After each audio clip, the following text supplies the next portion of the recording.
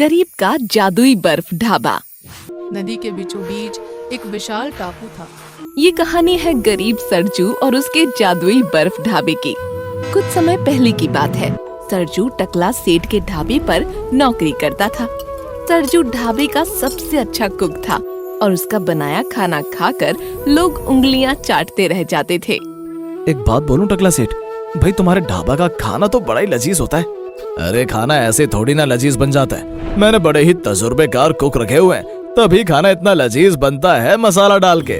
वैसे तो सरजू ढाबे पर खाना बनाने का ही काम करता था, मगर कभी कभार जब कोई खास ग्राहक खाना खाने के लिए आता या ढाबे के नौकर छुट्टी पर चले जाते तो वो वेटर बनकर खाना परोसने का काम भी कर लेता था। एक दिन काजल नाम की एक अमीर लड़की ढाबे पर आती है। अरे काजल बेटा, तुम कहो कैसे आना हुआ मसाला डाल के? कुछ चटपटा मसालेदार खिला दो अंकल, बहुत भूख लगी है, मसाला डाल के। ये कहकर काजल टेबल पर बैठ जाती है और सरजू उसके लिए खाना लगाने लगता है। मगर तभी अचानक से काजल का हाथ गरम गरम दाल फ्राई पर जा लगता है और दाल उसके कपड़ों पर गिर जाती है। जैसे ही गरम गरम दाल उस पर गिरती है वो तुरंत चीख उठती है। यू स्टूपिड, 2 कौड़ी की नौकर, देखकर काम नहीं कर सकता। ओह भाई, जला दिया। ओह। काजल की ये हालत देखकर टकला सेठ भी आपा खो बैठता है और सरजू पर चिल्लाते हुए कहता है, लड़की के साथ ऐसी बदसलूकी, मसाला डाल के, बदमाश, चल अभी के अभी निकल जा मेरे ढाबे से और आज के बाद इधर शक्ल मत दिखाना। पर ये सब मैंने जानबूझकर तो नहीं किया सेठ, इन्होंने ही हाथ मारकर दाल को गिरा दिया था। चुप कर बदमाश, यहाँ से दफा हो वरना पुलिस के इतने डंडे पड़ेंगे कि होश भूल जाएगा। टकला सेठ के ढाबे से निकाल दिए जाने पर सरजू काम ढूंढने के लिए दिन भर भटकता और शाम को हार थक कर घर लौटता। सरजू की ये हालत देखकर उसकी माँ रज्जो को बहुत दुख होता और वो भगवान से प्रार्थना करती, हे ईश्वर, हमें कोठी बंगले मोटर कार नहीं चाहिए, बस पेट भरने के लिए रोटी मिल जाए। इसीलिए मेरे बेटे की मदद कर दो, उसे कोई रोजगार दिला दो। एक दिन सरजू काम ढूंढने के लिए घर से निकला तो बहुत तेज गर्मी पड़ रही थी। सरजू शहर की तरफ जा रहा था कि तभी उसे एक अजीब सा नजारा दिखाई दिया। एक सफेद दाढ़ी वाला बूढ़ा बर्फ की कुछ सिल्लियों पर आग जलाकर बैठा था और खाना पकाने की कोशिश कर रहा था। ये नजारा देखकर सरजू हैरत में पड़ जाता है। कमाल है, आसमान से आग बरस रही है और ये बूढ़ा बर्फ की सिल्लियों पर आग जलाकर खाना पका रहा है। ऊपर से ना तो सिल्लियां पिघलकर पानी बन रही है और ना ही बूढ़े को गर्मी सता रही है। यही सोचते सोचते सरजू बूढ़े के पास पहुंच जाता है और बूढ़ा उसकी तरफ देखकर कहता है, क्या तुम मेरे लिए खाना पका सकते हो बेटा? खाना तो मैं बहुत पका दूंगा बाबा, पर पहले आप ये बताओ कि आप बर्फ पर बैठकर क्यों बना रहे हैं और बर्फ गर्मी से पिघल क्यों नहीं रही? ये सुनकर बूढ़ा हंसने लगता है और सरजू को बताता है, ये जादुई बर्फ है बेटा, मैं जब तक इसे पिघलने के लिए ना कहूंगा ये पिघलना शुरू ना करेगी। और इसके ऊपर बैठने से आपको कोई तकलीफ नहीं हो रही है क्या? इस पर बैठने से सिर्फ ठंडक मिलती है और गर्मी बिल्कुल नहीं लगती। चाहो तो आओ बैठकर देखो। बूढ़े के ये कहते ही सरजू बर्फ पर चढ़कर बैठ जाता है और फिर जैसे ही बर्फ के संपर्क में आता है उसे गर्मी का एहसास होना ही बंद हो जाता है। साथ ही बर्फ पर बैठकर ठंडे बिस्तर जैसा आनंद आता है। ये चमत्कार देखकर सरजू एकाएक ख्यालों में खो जाता है। अगर ऐसी बहुत सारी बर्फ मुझे मिल जाए तो मैं बर्फ का ढाबा बनाऊं और लोग तपती गर्मी में बर्फ के ठंडे ठंडे ढाबे में खाकर खुश हो जाएं। क्या सोच रहे हो बेटा? अब कुछ नहीं बाबा, लाओ मैं आपके लिए खाना बना दूं। ये कहकर सरजू बर्फ पर बैठकर खाना बनाता है और फिर बूढ़े को खाना खिलाता है। बूढ़ा खाना खाकर बहुत खुश हो जाता है और सरजू से कहता है, बेटा तुमने खाना बहुत स्वादिष्ट बनाया, खाकर आनंद आ गया। अब मैं तुम्हें कुछ देना चाहता हूँ, बोलो क्या चाहिए? बर्फ का आलीशान ढाबा चाहिए क्या? ये सुनकर तो सरजू चौंक ही जाता है। आपको कैसे पता चला बाबा कि मैं बर्फ का ढाबा बनाने की सोच रहा था? मैं हिमलोक का फरिश्ता हूँ बेटा, मैं मन की बात को पढ़ लेता हूँ। तुम भले आदमी हो और तुमने मेरी मदद की है, इसलिए मैं तुम्हारी इच्छा अवश्य पूरी करूँगा। ये कहकर हिमलोक का फरिश्ता अपने झोले से कुछ सफेद दाने निकालकर सरजू को देता है और उसे कहता है, ये जादुई बर्फ के दाने हैं बेटा, जहाँ भी बर्फ का ढाबा बनाना चाहो वहीं इन्हें जमीन पर डाल देना। सरजू को बीज देकर वो चला जाता है और फिर सरजू उन बीजों को अपने घर के पास ही एक जगह पर डालता है। बीज जैसे ही जमीन को छूते हैं, जमीन से बर्फ निकलने लगती है और देखते ही देखते बर्फ का ढाबा बन जाता है। अरे ये तो सचमुच चमत्कार हो गया। ईश्वर की दया से अब तू जरूर कामयाब हो जाएगा। पर ढाबा चलाने के लिए पैसा भी तो चाहिए माँ। उसकी तू चिंता मत कर, मैंने तेरी बहू के लिए सोने के कंगन बनवा रखे हैं। बहू तो तू लाया नहीं, तो अब तेरे काम आ जाएंगे। सरजू सोने के कंगन बेचकर बर्फ का ढाबा चलाने लगता है और देखते ही देखते उसका बर्फ ढाबा लोगों के लिए करिश्मा बन जाता है। तपती गर्मी में बर्फ के ढाबे में बैठकर सरजू का बनाया लजीज खाना खाकर लोग फूले नहीं समाते। वाह भाई सरजू, तेरा बर्फ ढाबा तो जन्नत है, जन्नत। ऐसी बर्फ तो कश्मीर के पहाड़ों में भी न होगी जैसी यहाँ तेरे ढाबे में है। शहर में बर्फ ढाबे के खुलते ही टकला सेठ का ढाबा ग्राहकों के नाम पर वीरान होने लगता है, तो वो बौखला उठता है। जैसे देखो बर्फ ढाबे में खाना खाएगा, जैसे देखो बर्फ ढाबे में खाना खाएगा मसाला डाल के। अबे कमबख्त सरजू, लगता है तेरे बर्फ ढाबे को पानी में मिलाना ही पड़ेगा मसाला डाल के। यही सोचकर टकला सेठ सरजू से दुश्मनी करने लगता है और अपने बदमाशों को बुलाकर कहता है, बर्फ ढाबे को जला नहीं सकते पर गला तो सकते हैं ना, मसाला डाल के। अबे गरम गरम खौलते पानी से भरा टैंकर लेकर आओ और उस सरजू का बर्फ ढाबा पानी में मिलाकर वापस आओ, समझे, मसाला डाल के। ठीक है सेठ, आज रात कोई उस बर्फ का ढाबा को पानी का जौहर में बदल देगा अपन। ये कहकर टकला सेठ के बदमाश रात होते ही सरजू के बर्फ ढाबे पर गर्म खौलते पानी के फव्वारे छोड़कर उसे पिघलाने की कोशिश करते हैं, मगर बर्फ ऐसी थी कि खूब गर्म पानी से भी ना पिघले। अबे ये तो कोई जादुई बर्फ लगता है भाई, ये नहीं गलने वाला, इसलिए वापस चलो। इस तरह टकला सेठ अपनी कोशिश में नाकाम रह जाता है और फिर माथा पीटने लगता है। यही हाल रहा तो मुझे ही सरजू के ढाबे में नौकरी करने की नौबत आ जाएगी, मसाला डाल के। टकला सेठ ये कह ही रहा था कि तभी उसके ढाबे पर एक आदमी आता है और उसे एक पोस्टर दिखाते हुए कहता है, ये देखो शहर में सब ढाबे वालों के बीच खाना बनाने की प्रतियोगिता हो रही है। जो ढाबा इस कॉन्टेस्ट में प्रथम आएगा उसे हमारी कंपनी की तरफ से रोज 500 लोगों का खाना बनाकर पैक करने का ऑर्डर मिलेगा। ये सुनकर तो टकला सेठ फूला नहीं समाता। बाहर में जाए बर्फ का ढाबा, मुझे तो बस ये ऑर्डर मिल जाए। मुझसे अच्छा खाना तो वो सरजू कभी बना ही नहीं सकता, मसाला डाल के। खाना बनाने के इस कॉन्टेस्ट में शहर के सभी ढाबे वाले भाग लेते हैं, मगर टकला सेठ की नजर सरजू पर ही बनी रहती है। अब देखना बच्चों, मेरा खाना प्रथम आया तो तेरे बर्फ ढाबे की तो बैंड ही बज जाएगी। मेरे ढाबे का शहर भर में नाम रोशन हो जाएगा। मगर यहाँ भी टकला सेठ का भाग्य काम नहीं कर पाता। सरजू का खाना सबको पसंद आता है और वो ऑर्डर उसके बर्फ ढाबे को ही मिलता है। इस तरह धीरे धीरे सरजू की आमदनी बढ़ती जाती है और वो बर्फ ढाबे के साथ साथ कई होटल और रेस्टोरेंट्स का मालिक बन जाता है। और फिर एक दिन काजल उसके पास आती है। उस दिन मैंने आपको टकला सेठ के ढाबे से निकलवा कर अच्छा नहीं किया। शायद मैं आपको पहचान नहीं पाई, पर अब मैं आपको बहुत पसंद करती हूँ और आपसे शादी करना चाहती हूँ। इससे पहले कि सरजू कुछ कहता, रज्जो आ जाती है और काजल से कहती है, बेटी अगर तुम उस दिन इसे टकला सेठ के ढाबे से न निकलवाती तो आज ये इतना बड़ा आदमी कभी न बन पाता। इसीलिए इसकी कामयाबी के पीछे तुम्हारा ही हाथ है। फिर ये तुमसे शादी करने से मना कैसे कर सकता है? इस तरह रज्जो के कहने पर सरजू काजल से शादी कर लेता है और फिर दोनों खुशी खुशी रहने लगते हैं। जहाँ दूर दूर से लोग मोती खरीदने के लिए आते थे, इसी बाजार में मणिराम नाम का बूढ़ा आदमी चाय नाश्ते की छोटी सी दुकान चलाता था। चाय के साथ पकौड़ा मिलेगा बाबा? हाँ मिलेगा सेठ, तो जल्दी से दो ना बाबा, पेट में बड़ा बड़ा चूहा कबड्डी खेल रहा है।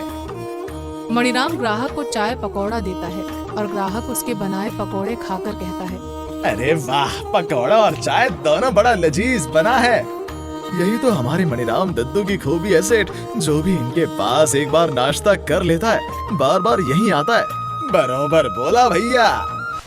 एक दिन मणिराम अपनी चाय नाश्ते की दुकान पर काम कर रहा होता है कि तभी जोर जोर से खांसने लगता है और उसकी सांस फूलने लगती है।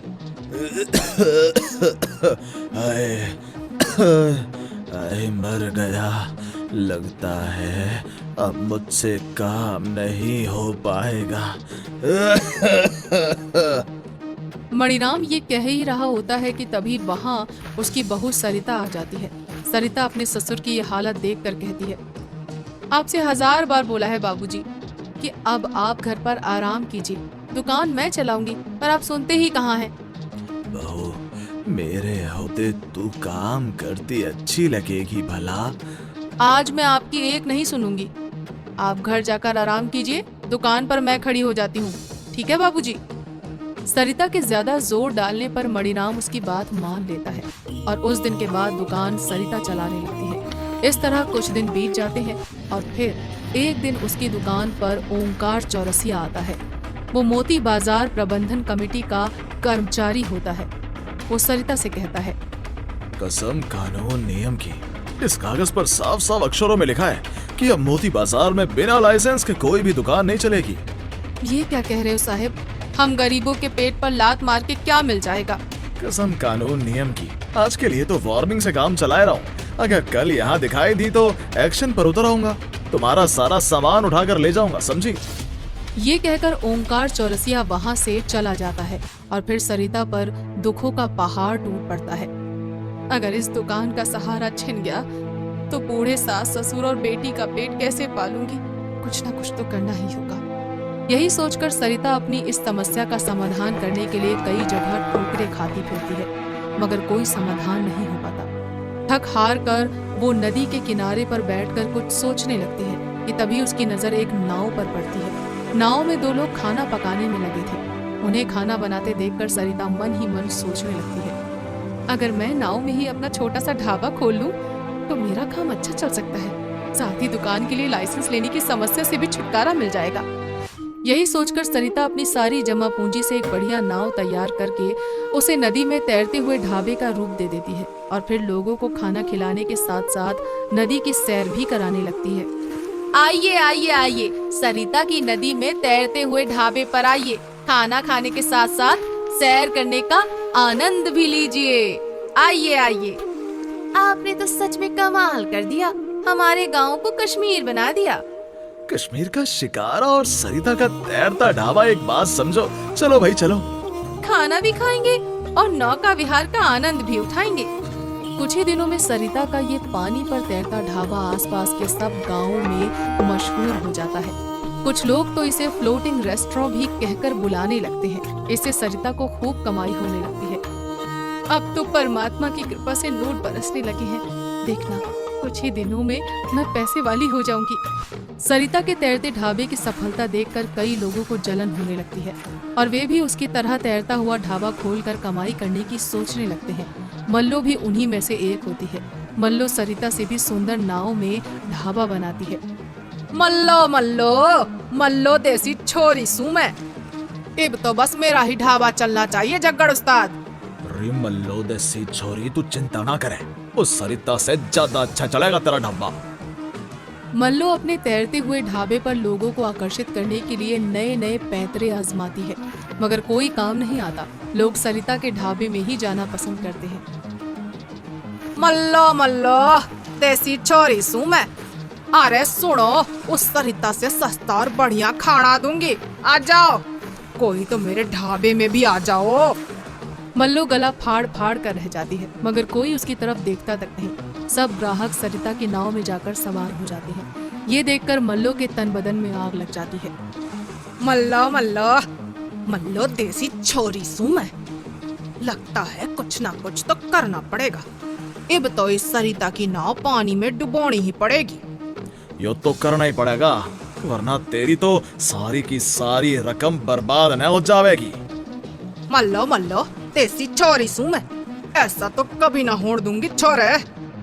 इस तरह कुछ समय और बीत जाता है। मल्लो और झग्गड़ के दिल में सरिता के लिए दुश्मनी बढ़ती जाती है। एक दिन एक बूढ़ी भिखारिन मल्लो की नाव के पास आकर कहती है, ए बेटे, ए थोड़ा खाना खिला दे रे, ए थोड़ा खाना खिला दे रे बेटी, बहुत भूख लगी है रे बेटा, कुछ दे रे बेटा। मल्ला मल्ला देसी छोरी सू मैं, तेरे को यहाँ खाना ना मिलेगा बुढ़िया, मैं भिखारियों को कतई पसंद ना करती। चल भाग यहाँ से। मल्लू के इस तरह बेइज्जत करके भगाने से भिखारिन सरिता की नाव की तरफ चली जाती है और वहां जाकर सरिता से कहती है, ए बेटी, थोड़ा खाना मिल जाएगा रे बा। दे रे बेटी। अरे थोड़ा क्यों, पेट भर कर खाना मिल जाएगा। आइए मेरे ढाबे में बैठकर आराम से खाइए।